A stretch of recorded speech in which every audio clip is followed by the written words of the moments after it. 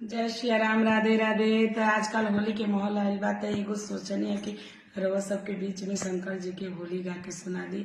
अच्छा लगे तो लाइक कमेंट जरूर करब जा, सब्सक्राइब को जरूर मत भूलब जा।